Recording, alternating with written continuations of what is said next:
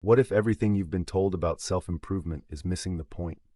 We spend years analyzing our past, planning our future, studying our patterns, reading about our psychology, convinced that if we just understand ourselves deeply enough, we'll finally be free. But here's what Chapter 3 of The Power of Now reveals. That entire approach is the problem, not the solution. Eckhart Tolle makes a radical claim right at the start of this chapter.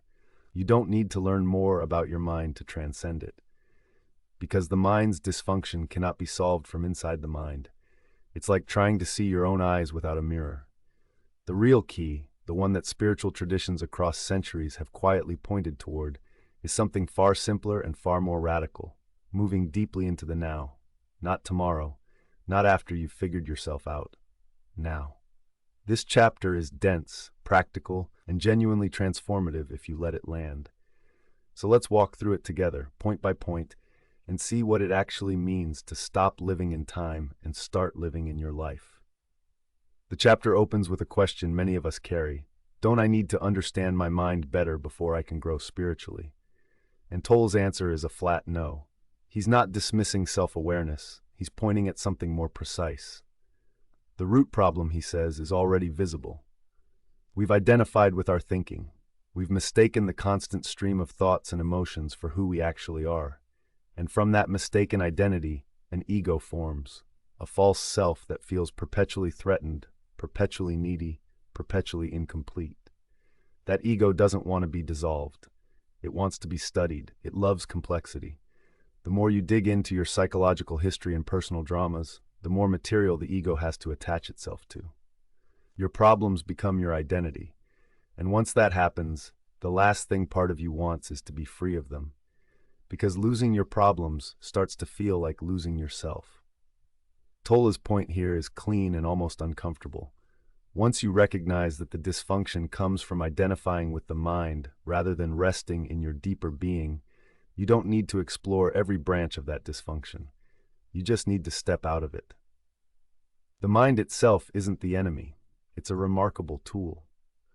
The trouble begins when you go looking for yourself inside it. When you search for meaning, identity, and wholeness through thinking alone, the mind stops being a tool and starts being a tyrant. The shift Tolle is pointing toward isn't about understanding more. It's about being present enough to stop mistaking the map for the territory. Here's where the chapter takes its sharpest turn. Tolle says that time and the mind are essentially the same thing. Take time away from the mind and it goes quiet, unless you consciously choose to use it. When we're identified with our thinking, we live almost entirely through memory and anticipation. The past hands us an identity. The future dangles the promise of fulfillment, and we go back and forth between them constantly, treating the present moment as little more than an inconvenient bridge between where we've been and where we're going. But Tolle pushes us to notice something. When did anything in your life actually happen?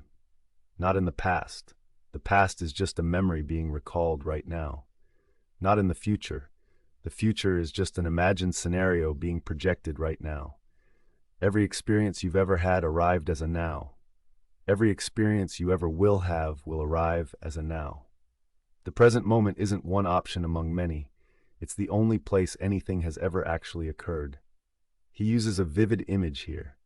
Past and future borrow their apparent reality from the now, just as the moon borrows its light from the sun. They have no light of their own. This isn't a philosophical argument. It's an invitation to feel the truth of it. And when that truth lands, even briefly, something shifts. The weight of time loosens. The chapter references Zen, Sufism, Christian mysticism, all pointing the same direction. Moving deeply into the now isn't a modern wellness trend. It's the oldest spiritual instruction there is.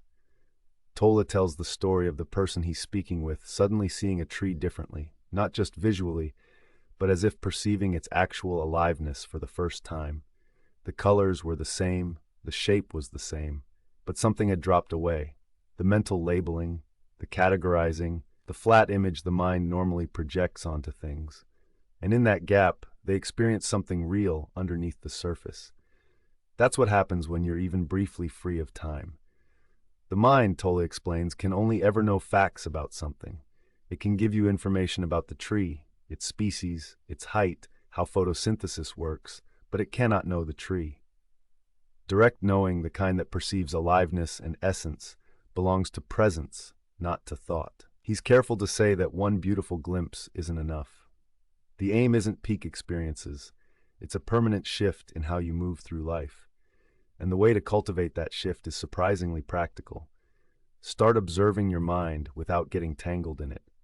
Watch your thoughts. Notice your emotional reactions. See how often your attention drifts into past or future. You don't need to judge any of it. The moment you observe your mind, you're no longer completely inside it. Something else has arrived, a silent, witnessing presence that is not made of thought. That presence is what you actually are. And each time you return to it, you're practicing moving deeply into the now, not as a concept, but as lived experience. Tolle draws a crucial distinction in this chapter between two very different relationships with time. The first he calls clock time, using the past to learn, setting goals, making plans, showing up for appointments. That's healthy and necessary.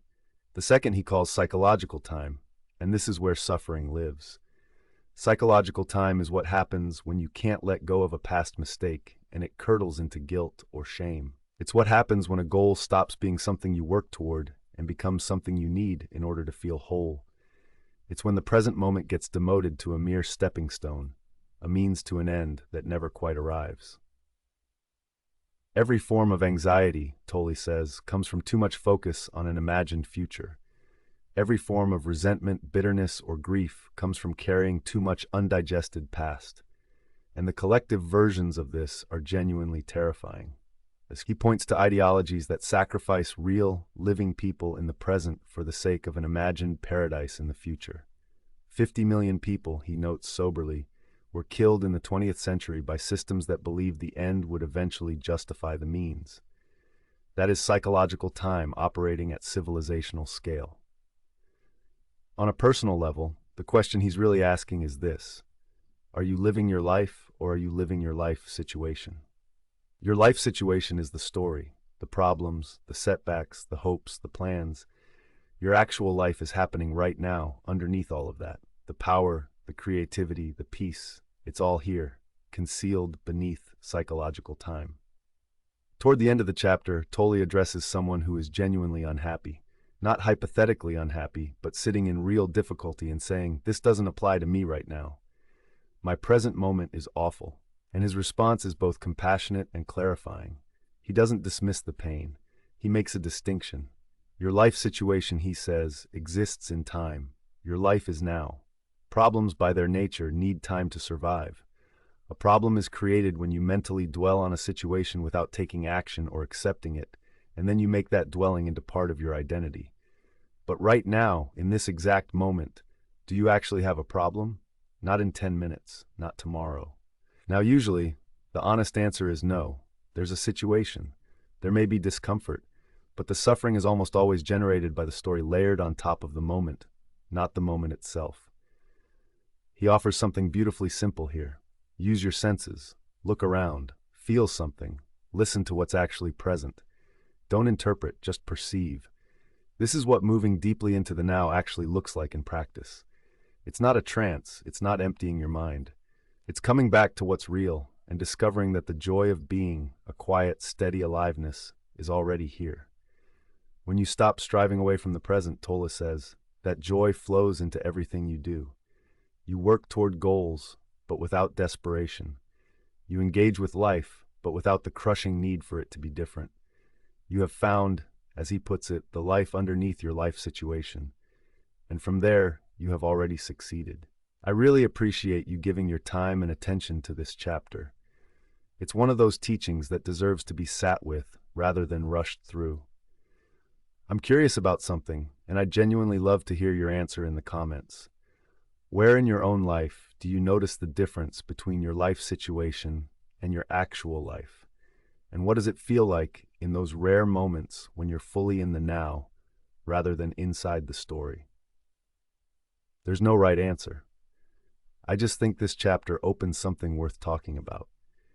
If you want to keep going with the power of now, make sure you're subscribed The next chapter continues to build on exactly what we've explored here, and it goes even deeper.